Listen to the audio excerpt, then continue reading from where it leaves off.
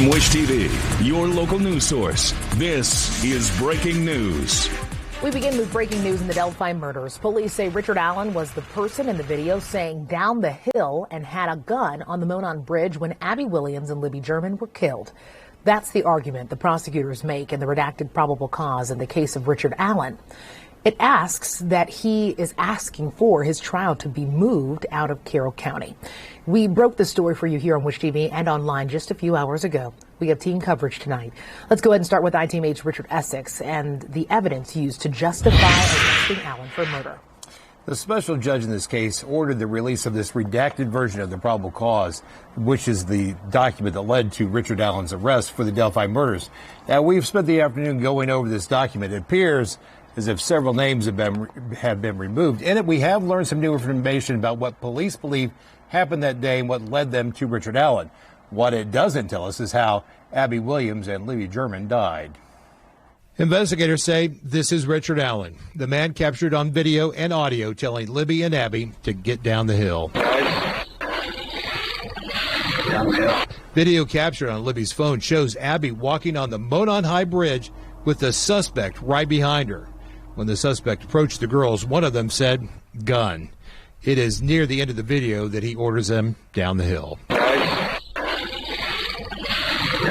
The suspect was spotted by a woman who told police that she saw a man walking away from the Monon High Bridge. He was wearing a dark-colored jacket and jeans that was muddy and bloody. She said it appeared as if he had gotten into a fight. According to the probable cause, investigators found an unfired .40 caliber bullet on the ground in between the bodies of Libby and Abby. Richard Allen told police during an interview on October 13th that he owned a .40 caliber pistol. Police claimed that they matched the unfired round to Allen's gun. Allen told investigators that he'd owned the gun since 2001 and had never loaned it to anyone. The bodies of Abby and Libby were found under the Monon High Bridge. The probable cause affidavit reveals investigators found some of the girls' clothes in a creek nearby. ITMate reported late last year that investigators believe the girls' bodies had been moved and staged. The affidavit says the girls were victims of homicide, but the public version does not discuss their injuries or the cause of death. The first time police interviewed Allen was in 2017.